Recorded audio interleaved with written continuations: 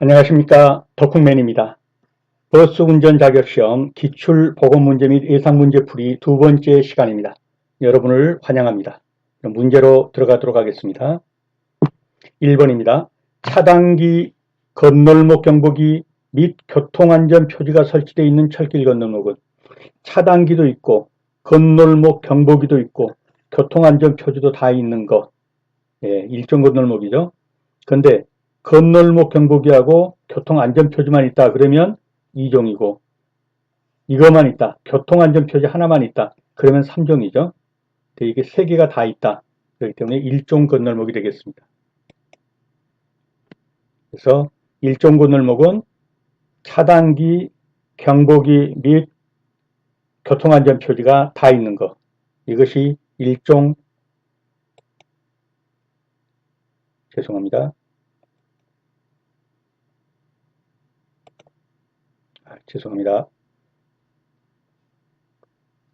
1종 건널목이 되겠고요. 2종 건널목은 건널목 경보기 하고 교통안전 표지만 있는 거, 3종은 아예 교통안전 표지만 있는 거. 여기서는 차단기도 건널목 경보기도 교통안전 표지도 다 있다고 그랬기 때문에 1종 건널목이 되겠습니다. 다음 용어에 대한 설명으로 옳지 않은 것은 노선은 자동차를 정기적으로 운행하거나 운행하려는 구간을 말한다. 맞죠?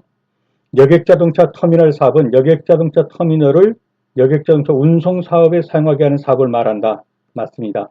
운행계통은 노선의 기점, 정점과 그 기점, 정점 간의 운행경로, 운행거리, 운행 횟수 및 운행 대수를 총칭한 것을 말한다.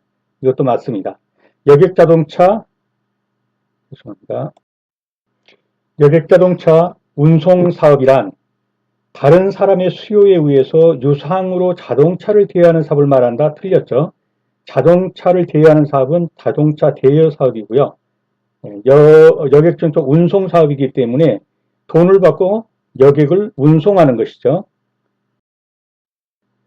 죄송합니다. 화면이 고르지 못한 거 죄송합니다. 자, 자동차 여객 운송 사업이란 돈을 받고 여객을 운송하는 것이죠. 자동차 대여하는 것이 아니고요. 그래서 틀린 것은 4번이 되겠습니다. 그래서 여객자동차 운송 사업이란 자동차를 사용해서 유상으로 돈을 받고 여객을 운송하는 사업이고, 다른 사람의 수요에 의해서 유상으로 자동차를 대여하는 사업은 자동차 대여 사업입니다. 그래서 여객자동차 운송 사업이란 유상으로 여객을 운송하는 사업인데 대여하는 사업이다 그러니까 틀린 것이죠. 정답은 4번이 되겠습니다. 좌석 안전띠를 매지 아니하거나 동승자에게 좌석 안전띠를 매도록 하지 않아도 되는 경우는 자동차를 후진할 때도 매야죠. 긴급 자동차가 업무 외 용도이기 때문에 매야 합니다. 경찰 자동차에서 호위되고 있다 할지라도 안전띠는 매야 합니다. 그런데 이런 경우 신장, 비만 이런 부분이 안 좋아가지고 도저히 좌석 안전띠를 맬 수 없다. 병이 있어서 맬 수 없는 그러한 사유가 있을 때는 매지 않아도 된다고 나와 있습니다. 그래서 이런 경우에는 좌석 안전띠를 매지 않아도 됩니다. 도로교통법 시행규칙 31조에 보면 신장이 나쁘다 또는 비만으로 그 밖의 신체 상태에 따라서 좌석 안전띠를 착용하는 것이 적당하지 아니하다고 인정된다. 의사의 소견서 같은 게 있어야겠죠. 그러면 자동차를 운전하거나 승차하는 때 좌석띠를 안 매도 된다. 정답은 4번이 되겠습니다. 임의로 결행이나 노선 또는 운행계통의 단축, 연장 운행을 한 경우, 그러니까 예를 들면 2시간마다 1회씩 운행하게 되어 있는데 이것은 뭐 4시간마다 1회씩이라든가 이런 식으로 결행이 있거나 또는 어디서부터 어디까지인데 이만큼 가다가 회선을 돌아와 버린다든가 다 가지 않는 거죠. 또 어떤 경우 이보다 더 늘려서 간다든가 임의로 이렇게 하는 것 이럴 때 얼마의 과태료가 붙냐는 거죠. 100만 원입니다. 그래서 임의로 결행을 했거나 도중에 차해버리거나 노선이나 운행계통을 단축하거나 연장하거나 이랬을 경우에는 과징금 100만 원이 부과됩니다.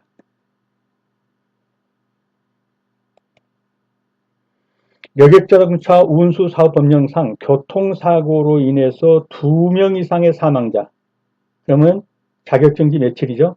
예, 60일 이상입니다.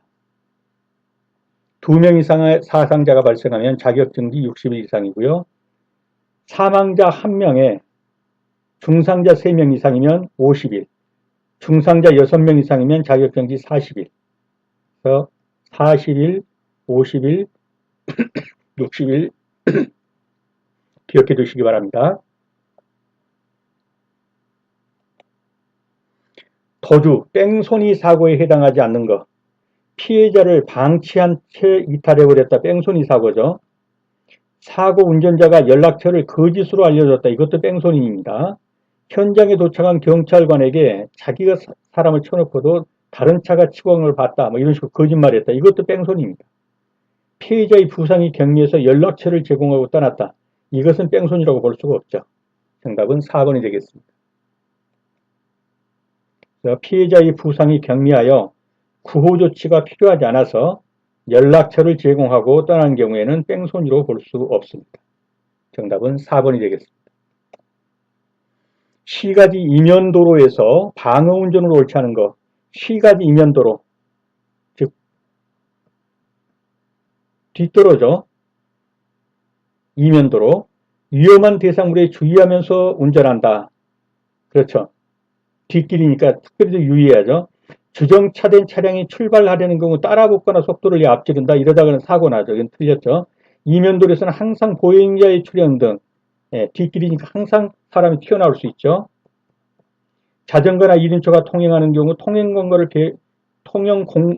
공간을 배려하면서 운전한다. 맞습니다. 틀린 것은 2번이 되겠습니다. 주정차된 차량이 출발하려는 경우에는 안전거리를 확보하면서 서행해야겠죠. 클러치가 미끄러지는 원인이 아닌 것은, 우선 클러치가 미끄러지는 원인은 페달에 유격이 없을 때 미끄러지죠. 클러치 디스크 판이 마멸되었다. 미끄러집니다. 스프링이 장력이 강하다. 이건 아니죠. 스프링 장력이 약해서 클러치 판을 플라이 휠에다 제대로 못 붙여주면 미끄러지게 되겠죠. 스프링의 장력이 약할 때 미끄러지는 거죠. 근데 강할 때 그렇기 때문에 틀린 지문이 되겠습니다. 클러치 디스크에 오일이 묻어있을 때, 오일이 묻어있으면 미끄러지겠죠. 이 경우에도 미끄러집니다. 그래서 클러치 스프링 장력이 강할 때는 오히려 미끄러지지 않죠. 그래서 정답은 3번이 되겠습니다.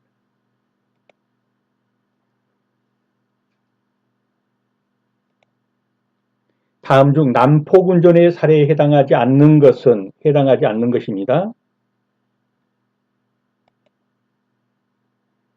지그재그로 운전한다. 난폭운전이죠. 운전 미숙으로 차선을 이탈했다. 이것은 난폭운전으로 보기는 어렵죠.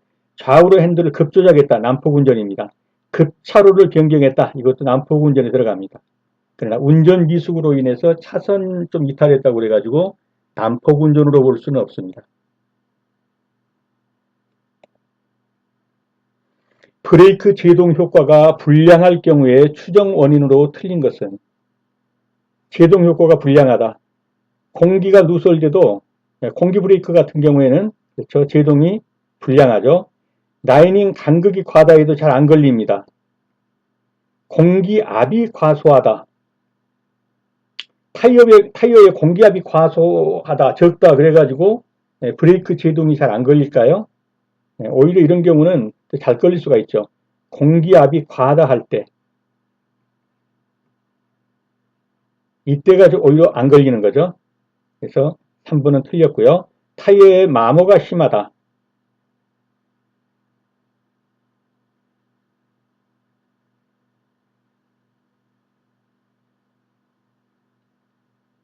이 경우에는 좀 그러긴 한데 어떻든 정답은 3번으로 해야 될 것 같습니다.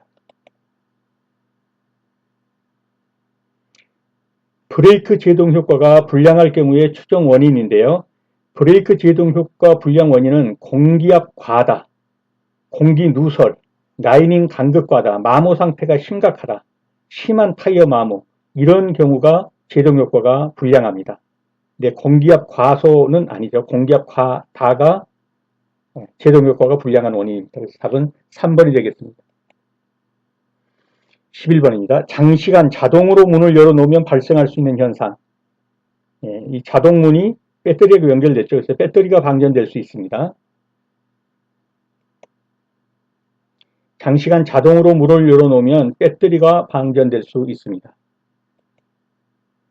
에어클리너 필터가 오염되었을 때, 필터가 오염되면은 연소실로 공기가 제대로 들어가지를 못하죠. 그러면 연소에 문제가 생기죠. 불완전 연소가 일어나게 됩니다. 불완전 연소가 일어나면 검은색 배기가스가 나오게 됩니다. 그래서 에어클리너가 오염되었다. 그러면 검은색 배기가스가 나온다.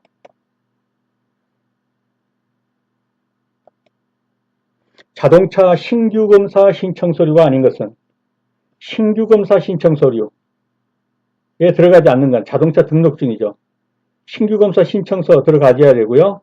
재원표도 들어가야 되고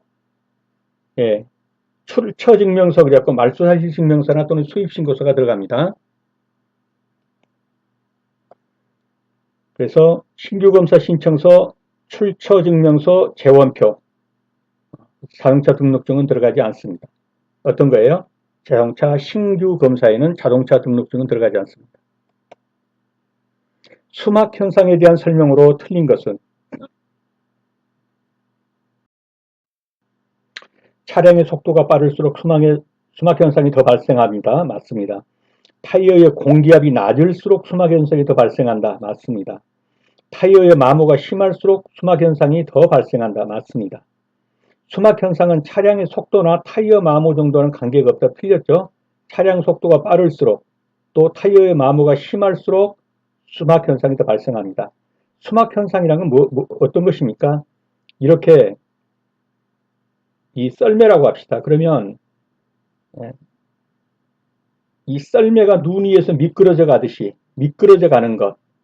그러니까 자동차가 빗길 위를 달려가는데 마치 비 위에 스노보드 타고 달리듯이 미끄러져 가는 현상, 이런 걸 가리켜서 수막 현상이라고 하죠.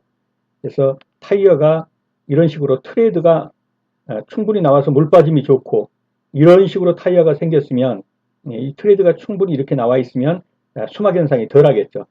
근데 스키판처럼 매끈매끈하다, 타이어가 달아가지고, 그러면 수막 현상이 더 할 거예요.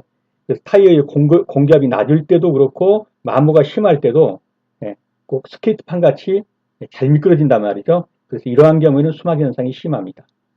그래서 차량의 속도나 타이어 마모와 아주 깊은 관계가 있습니다. 없다 그러니까 틀린 거죠.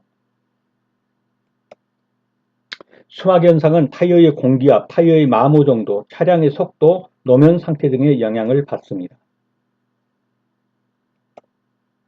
다음 중 동력 전달 장치가 아닌 것은, 동력은 전달돼서 마지막에 타이어까지 전달돼 가지고 달리게 되는 거죠.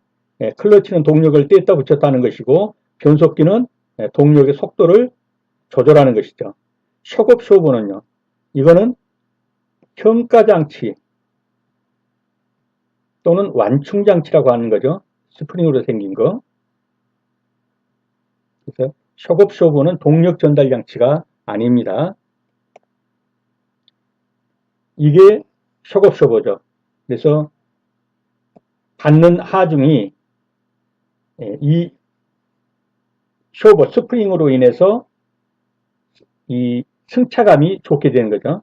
안정감이 들고요. 이렇게 해서 쇼버를 두는 거예요. 그래서 쇼업 쇼버는 완충장치, 평가장치입니다. 그래서 동력 전달 장치는 아니죠. 풋브레이크의 보조로 사용되는 브레이크로 베이프록이나 페이드 현상이 발생할 가능성이 높아져 안전한 운전을 할 수 없게 됨에 따라서 개발된 거. 자, 풋브레이크를 계속 밟으면 어떻게 해요? 베이프록이나 페이드 현상이 일어나서 브레이크를 밟아도 잘 말을 안 듣죠. 이런 것을 방지하기 위해서 만들어 놓은 것이 무엇이냐 물었습니다. 감속 브레이크라는 것이죠. 정답은 4번 감속 브레이크가 되겠습니다. 이제 감속 브레이크 중에 하나가 이제 배기 브레이크가 있는데, 배기 브레이크는 뭡니까? 엔진으로부터 배기가스를 경로를 차단시켜 버려요. 그러니까 어떻게 이렇게 피스톤 왕국이 느려지겠죠. 배기가스를 못 나가게 차단시키니까. 그렇게 해서 멈추게 하는 거예요. 그래서 풋브레이크는 계속 밟으면 베이퍼록이 일어나죠. 베이퍼록이 계속 밟으니까 뭐예요? 유압에 있는 이 오일이 열을 받아가지고 안에가 수증기 같은 베이퍼가 차는 거예요. 그래가지고 말을 잘 안 듣는 거죠. 페이드 현상은 하도 밟았더니 드럼이 열을 받아가지고 제대로 작동이 안 되는 거예요. 풋브레이크를 너무 많이 밟으면 이런단 말이죠. 그것을 방지하기 위해서 감속 브레이크를 둔 겁니다. 17번입니다. 천연가스의 특징에 대한 설명으로 틀린 것은 불완전 연소로 인한 입자상의 물질이 생성이 적다. 맞죠? 탄화수소 연료 중에 탄수소가 적고 독성이 낮습니다. 천연가스를 액화한 것을 압축천연가스 CNG라고 한다. 틀렸죠? 천연가스를 액화한 건 액화천연가스 뭐죠? 그렇죠. LNG죠. CNG는 압축가스고 영하 20도 내지 30도의 저온에서도 가스 상태로서 저온 시동성이 우수하다. 맞습니다. 틀린 것은 3번이 되겠습니다. 천연가스를 액화한 것은 LNG가 되겠고요. CNG라고 했으니까 틀린 것이죠. 천연가스를 액화한 것을 LNG, 액화천연가스라고 하고 CNG는 압축천연가스입니다. 고압으로 압축해서 용기에 넣어가지고 쓰는 것이죠. 종단 경사가 큰 도로의 특징이 아닌 것은 내리막길에서는 사고율이 오르막길에서보다 더 높죠. 내리막이 더 위험하죠. 종단 경사가 변경되는 부분에서는 일반적으로 종단 곡선이 설치됩니다. 맞습니다. 일반적으로 종단 경사가 커짐에 따라 자동차 속도 변화가 커서 사고 발생이 증가합니다. 맞습니다. 종단 곡선의 정점, 산꼭대기 산등성에서는 전방에 대한 시거가 확보돼서 운전자가 불안감을 갖지 않는다. 틀린 것이죠. 종단 곡선이 어떤 것입니까? 이 각도를 이루는 것. 이게 종단 곡선이에요. 여기에 자동차가 올라가려고 하면은 이 경사가 심할수록 더 위험하겠죠. 여기까지 올라가면 어때요? 이제 종단 곡선의 끝지점 가면 여기 내려가는 것인데 여기서 오는 차가 어떻게 올 줄을 모르기 때문에 여기서 여기 시거가 확보가 안 돼요. 시야 거리가. 그죠? 여기서는. 근데 이 시거가 확보되어 그렇기 때문에 틀린 거고, 운전자가 불안감을 갖지 않는다. 이게 틀린 거죠. 앞에서 어떤 차가 올 줄을 모르니까 여기서는 불안하죠. 조심해야 되죠. 그래서 산 꼭대기나 산 등성이에서는 전방에 대한 시거가 확보되지 않아서 운전자가 불안감을 가질 수가 있습니다. 그래서 4번은 틀린 질문이 되겠습니다. 지금 보시는 것처럼 자동차가 이렇게 있습니다. 여기에 이게 종단 경사입니다. 이게 종단 곡선의 이제 각도가 되겠고요.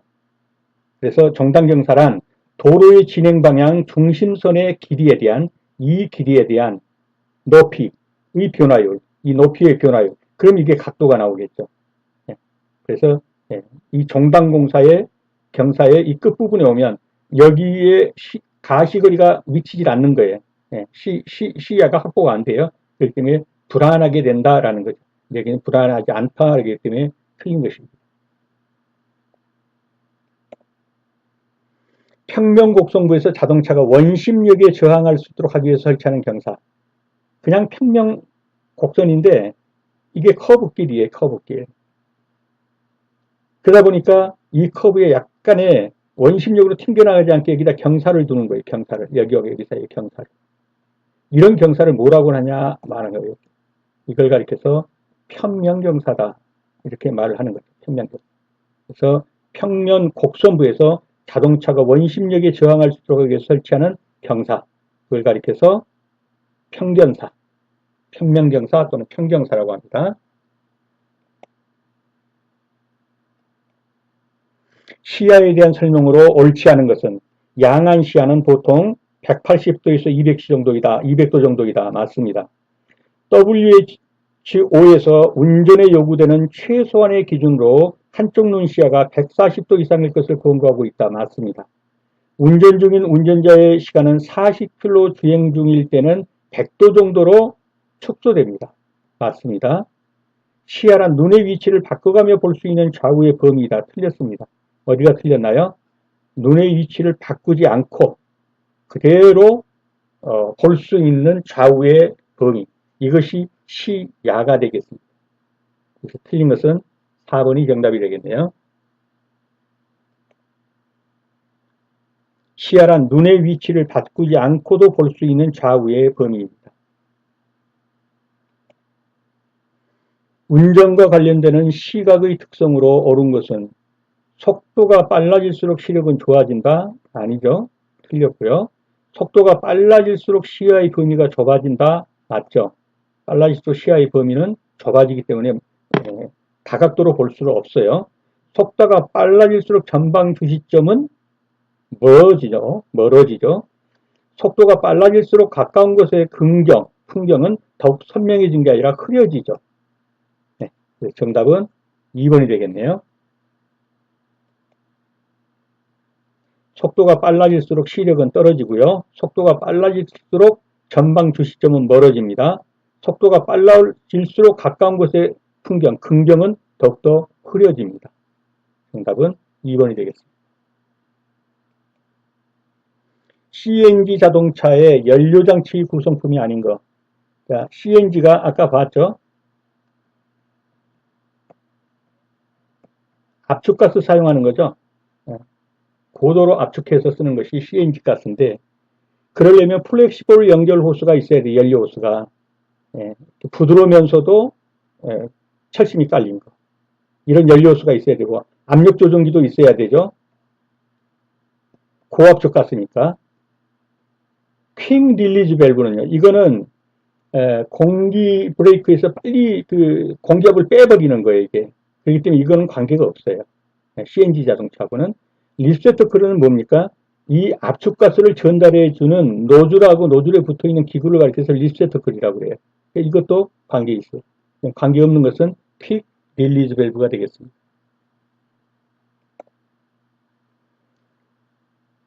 그래서 CNG 자동차 연료양축 구성품은 뭐 충전용기, 용기 부속품, 리셋터클, 체크 밸브, 플렉시블 연료 호스, CNG 필터, 압력 조정기, 이런 것들이 필요합니다. 근데 퀵 릴리즈 밸브는 뭐냐? 브레이크 작용을 해제했을 때 브레이크 챔버에 있는 고압의 공기를 빨리 배출시켜서 브레이크를 해제를 신속하게 할 수 있는 것. 이것이 퀵 릴리즈 밸브입니다. 브레이크와 관계 있는 거죠. 그리고 리셋클이 뭐냐면은 압축 천연가스를 연료라는 자동차에 가스를 자동으로 주입하는 압축 천연가스 자동 주입기, 이것을 가리켜서 립셋클이라고 합니다. 이것을 노즐 및 립셋클이라 한다라고 아주 법령에 나와 있어요. 그래서 정답은 3번이 되겠습니다. 야간에 대향차의 전조등 눈부심으로 인해 순간적으로 보행자를 볼 수 없게 됐다. 여기서도 전조등이 비치고 여기서도 전조등이 비치니까 여기에 있던 사람이 순간적으로 없어진 것처럼 보인다. 이것이 증발되어 버린 것 같다. 없어진 것처럼 실제로는 있는데요. 그래서 이것을 증발현상이라고 합니다. 철길 건너목에서 방어운전에 대한 설명으로 옳지 않은 것은 철길 건너목 접근할 때 속도 줄입니다. 철길 건너목의 건너편의 여유 공간까지 확인한 다음에 통과합니다. 맞습니다. 철길 건너목을 통과할 때는 기어를 변속하지 않습니다. 맞습니다. 만약에 기어를 변속해서 제대로 안 들으면 문제가 생길 수 있겠죠. 그래서 기어 변속 안 한다. 차단기가 내려지고 있거나 경보음이 울리고 있을 때는 멈춰야죠. 근데 건너목을 신속히 통과한다고 했을 때 틀린 것이죠. 정답은 4번이 되겠습니다.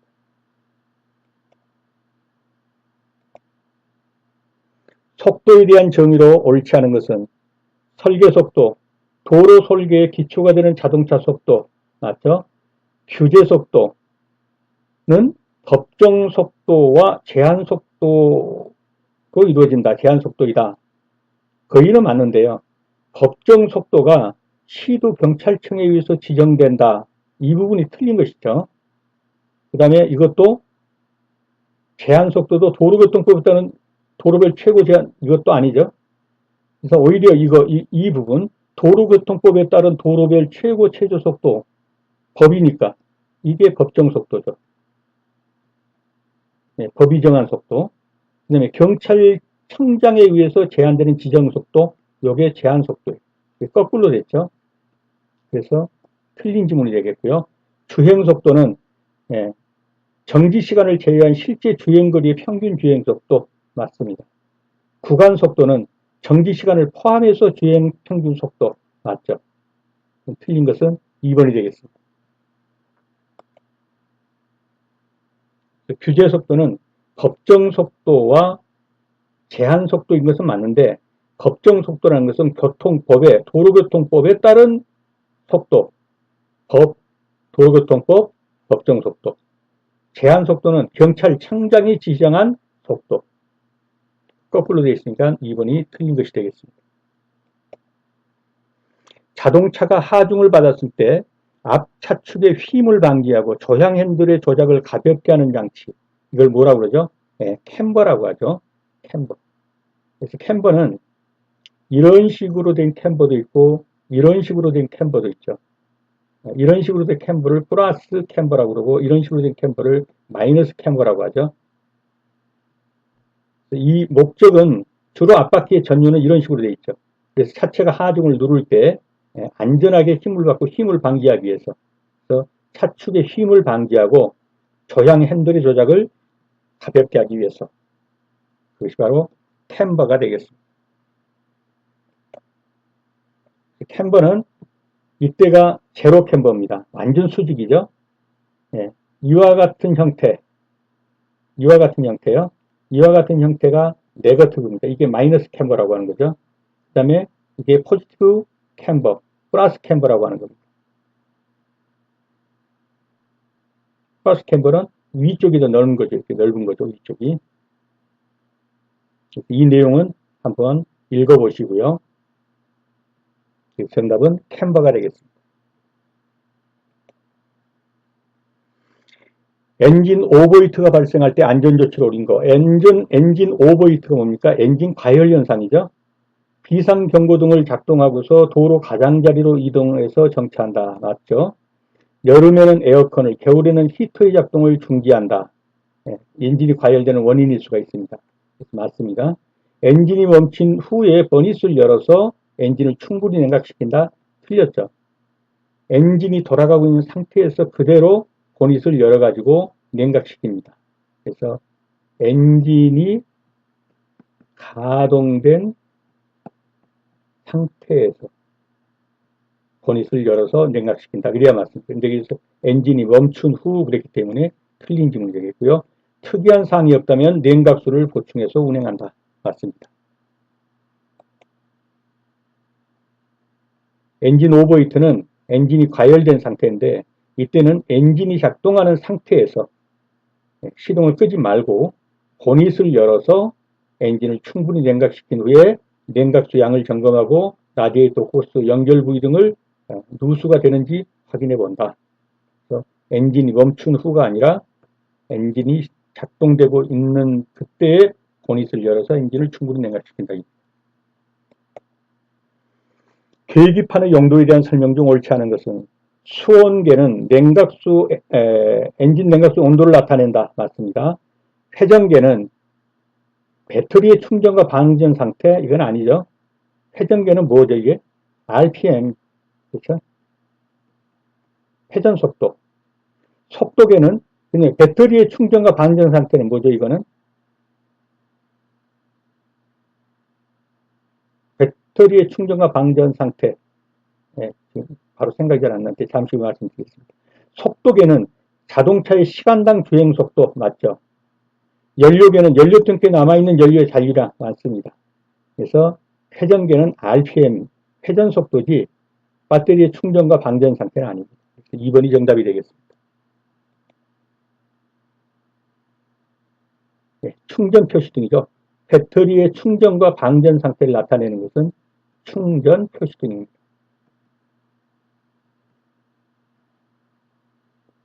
정답은 2번이 되겠습니다. 버스 교통사고의 주요 요인이 되는 특성이 아닌 것은 버스는 도로상에서 점유하는 공간이 크기 때문에 그렇죠. 사고가 더 잘 날 수가 있죠. 버스 운전자는 승객들의 운전 방해 행위, 그렇죠. 차 안에서 운전 방해행위가 있을 수가 있어요. 그래서 더 교통사고에 노출될 수가 있습니다. 버스의 좌우 회전 시 내륜차는 승용차에 비해 작다? 틀렸죠. 승용차보다도 내륜차가 더 크죠.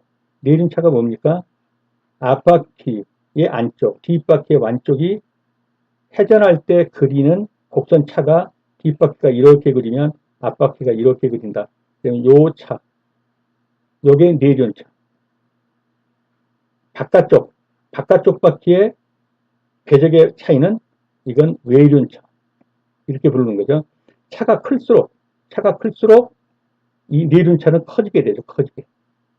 네. 그래서 버스는 일반적으로 승용차보다 길죠. 그렇기 때문에 내륜차도 큽니다. 작다 그랬으니까 틀린 거죠. 버스의 운전석에는 잘 볼 수 없는 부분이 승용차 등에 비해 훨씬 더 사각지대가 넓죠. 정답은 3번이고요. 4번도 맞는 표현입니다. 답은 3번이 되겠습니다. 보시다시피 차량이 이렇게 있으면 이 바퀴와 이 바퀴, 안쪽 바퀴, 내륜이죠. 안쪽 바퀴의 차, 앞바퀴와 뒷바퀴의 차, 요 거리가 내륜 차입니다. 내륜의 차이다 이 말이죠. 차이. 이것이 외륜 차고. 그럼 이 차가 클수록 어떻습니까? 이 차가 이렇게 크다면 앞바퀴는 여기 있고 뒷바퀴는 여기 있으면 이렇게 가겠죠. 그럼 내륜차가 훨씬 더 크겠죠. 차 길이가 클수록 내륜차는 크다. 이제 버스가 오히려 승용차에 비해 작다 그랬으니까 틀린 것으로 3번이 정답이 되겠습니다. 교통섬에 대한 설명으로 옳지 않은 것. 신호등, 도로표지, 안전표지, 조명등, 노상시설 설치의 장소를 제공한다. 맞습니다. 도로교통의 흐름을 안전하게 유도합니다. 보행자가 도로를 횡단할 때 대피섬을 제공할 수도 있죠. 회전 차량의 대기 장소로 아닙니다. 이건 주차장이 아니죠. 자, 이것이 교통섬입니다. 여기다가 뭐 표지판을 세울 수도 있고 신호등을 세울 수도 있고 여러 가지 시설들을 세울 수 있죠. 그래서 도로표지, 신호등, 뭐 안전표지, 조명등 이런 걸 탈 수 있다는 장소 제공할 수 있다는 거죠. 도로교통의 흐름을 안전하게 유도하죠. 돌면서 빠져나니까 안전하게 유도한다. 그 다음에 보행자가 여기에 건널목까지 있는 경우도 있어요. 건널목까지. 보행자가 안전하게 대피할 수 있는 대피성을 제공한다. 근데 이것이 회전 차량이 여기다 차대고 쉬어라 이런 것은 아니죠. 대기장소 이건 아닙니다. 그래서 4번은 틀린 질문이 되겠습니다. 네, 수업하시느라 수고 많으셨습니다. 다음 시간에 다시 뵙겠습니다. 감사합니다.